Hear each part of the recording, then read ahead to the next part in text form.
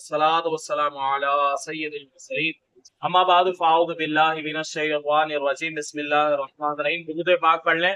اللہم صلی علی سیدنا و مولانا محمد وبارک وسلم صلاۃ و سلام علیک یا سیدی یا رسول اللہ۔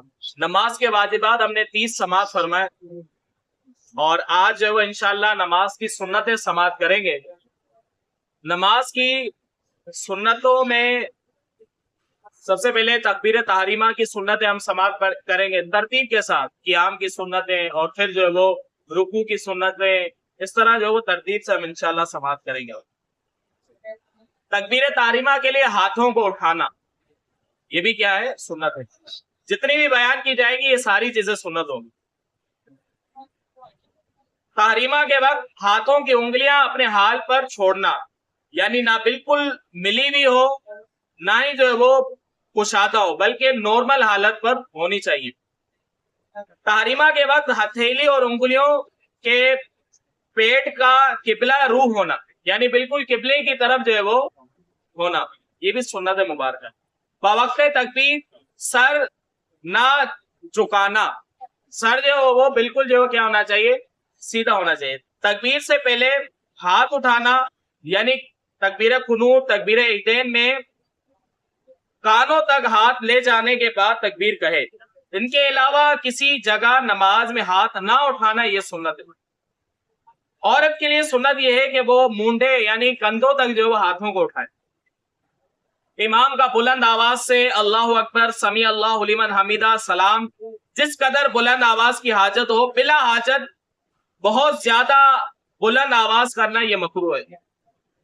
بعد تکبیر فوراً جو ہے وہ ہاتھ باندھ لینا، تکبیر کے بعد فوراً سے جو ہے وہ ہاتھ باندھ لینا۔ کچھ لوگ چھوڑ دیتے ہیں ہاتھوں کو، تو ایسا نہیں ہے، تکبیر کہنے کے بعد جو ہے وہ ہاتھوں کو فوراً سے باندھ لینا۔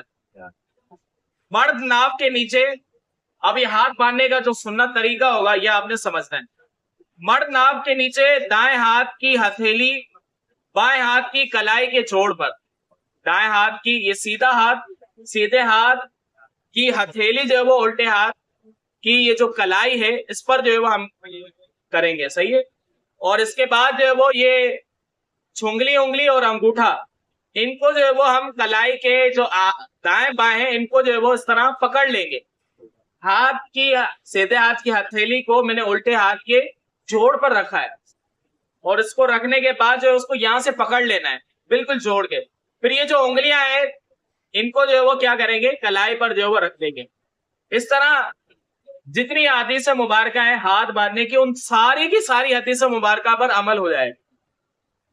اگر کچھ یہاں ہاتھ باندھیں گے تو کسی پر عمل ہوگا، کسی پر عمل نہیں ہوگا، لیکن جب آپ اس انداز سے ہاتھوں کو باندھیں گے تو پھر ایسی صورت میں حدیث مبارکہ جتنی بھی ہیں ان سب پر جو ہے وہ انشاءاللہ عمل ہو جائے گا۔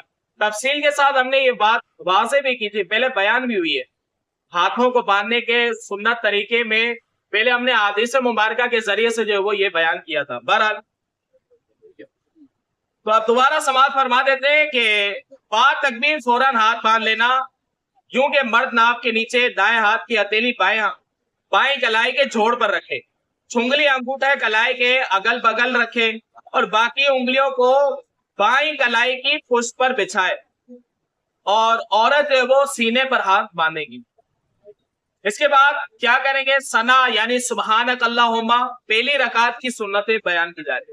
تعوذ یعنی اعوذ باللہ، تسمیہ بسم اللہ، آمین کہنا، اور ان سب کا آہستہ ہونا۔ پہلے ثنا، پھر تعوذ اور پھر تسمیہ پڑھنا۔ ہر رکعت کے بعد دوسرے کو فوراً پڑھے، یعنی نہیں بلکہ ہر ایک کے بعد دوسرے کو جو ہے فوراً پڑھنا ہے۔ پہلے ثنا پڑھی، اس کے بعد فوراً جو ہے وہ تعوذ، اس کے بعد فوراً جو ہے وہ آپ نے کیا کرنا ہے؟ تسمیہ پڑھنا ہے۔ تو ہر ایک کو جو ہے وہ فوراً سے جو ہے وہ پڑھنا ہے، وقفہ نہ کرے۔ تکبیر تحریمہ کے بعد فوراً ثنا پڑھے۔ ثنا میں وجلہ ثناؤ کا غیر جنازہ میں نہ پڑھے، اور دیگر اذکار جو حدیث مبارکہ میں وارد ہوئے وہ سب کے سب نوافل کے لیے۔ اور بھی اذکار ثنا کے ساتھ جو مذکور ہوئے جیسے انی وجہت وجہیہ، یہ بھی جو ہے وہ حدیث مبارکہ میں ملتا ہے۔ لیکن جو 5 وقتہ نماز ہے اس نماز کے اندر جو ہے وہ ہم صرف اور صرف جو ہے وہ یہ والی ثنا پڑھیں گے، سبحانک اللہم و بحمدک و تبارک اسمک و تعالی جدک و لا الہ غیرک و جل ثناؤک و لا الہ غیرک. یہ نہیں پڑھیں گے، یہ جنازے میں پڑھیں گے. اور جو اذکار بھی آئے ہیں ثنا کے ساتھ، تو وہ اذکار جو ہے وہ نفلی نماز کے لیے آپ پڑھ سکتے ہیں. رکوع میں 3 بار تسبیحات سبحان ربی العظیم کہنا، گھٹنوں کو ہاتھ سے پکڑنا، انگلیاں خوب کھلی رکھنا، یہ حکم مردوں کے لیے. صحیح ہے، گھٹنوں کو جو ہے پکڑنا ہے. حدیث مبارکہ میں پکڑنے کا حکم ارشاد فرمایا ہے. اس طرح جو ہے وہ گھٹنے کو پکڑنا ہے، اور انگلیاں جو کیا ہونی ہے، کشادہ رکھنی ہے، ملانی نہیں ہے. انگلیوں کو ملانا نہیں ہے، بلکہ انگلیوں کو کھولنا ہے اور گھٹنے کو جو ہے وہ کیا کرنا ہے، پکڑنا ہے. آگے فرمایا کہ عورتوں کے لیے سنت گھٹنوں پر ہاتھ رکھنا ہے اور انگلیاں کشادہ نہ کرنا ہے. آج کل اکثر مرد رکوع میں محض ہاتھ رکھ دیتے ہیں، انگلیاں ملائے رکھتے ہیں، یہ خلاف سنت. حالت رکوع میں ٹانگیں سیدھی ہونا، اکثر لوگ کمان کی طرح ٹیڑھی کر لیتے ہیں، یہ بھی جو عمل کیا ہے مکروہ ہے. حالت رکوع میں ٹانگیں سیدھی ہونا، اور اس کے بعد رکوع کے لیے اللہ اکبر کہنا. رکوع میں پیٹھ خوب بچھی بھی رکھے، یہاں تک کہ اگر پانی کا پیالہ اس کی پیٹھ پر رکھا جائے تو ٹھہر جائے. عورت رکوع میں تھوڑا جھکے، یعنی صرف اس قدر کے ہاتھ گھٹنے تک پہنچ جائے، پیٹھ سیدھی نہ کرے، عورت کے لیے ہوگا. رکوع سے سب جب اٹھے تو ہاتھ نہ باندھے، لٹکا ہوا جو وہ چھوڑ دیں، یعنی قوما کے لیے جب ہم کھڑے ہوں گے تو ہاتھوں کو نہیں باندھیں. رکوع سے اٹھنے میں امام کے لیے سمیع اللہ لمن حمیدہ کہنا ہے، اور مقتدی کے لیے ربنا لک الحمد کہنا ہے. اور جو منفرد ہوگا، جو اکیلے نماز پڑھ رہا ہوگا، وہ دونوں کہے گا، وہ سمیع اللہ لمن حمیدہ بھی کہے گا اور ربنا لک الحمد بھی کہے گا، جو اکیلے نماز پڑھ رہا ہے. امام صاحب جو ہے وہ صرف سمیع اللہ لمن حمیدہ کہیں گے، اور مقتدی حضرات جو ہے وہ صرف کیا کہیں گے، ربنا لک الحمد کہیں گے.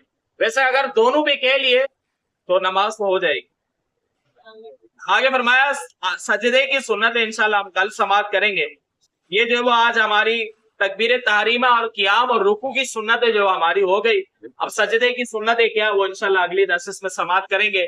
اللہ رب العزت سے ہم دعا کرتے ہیں کہ اللہ تبارک و تعالی علم دین سیکھ کر اس پر عمل کرنے کی توفیق عطا فرمائے.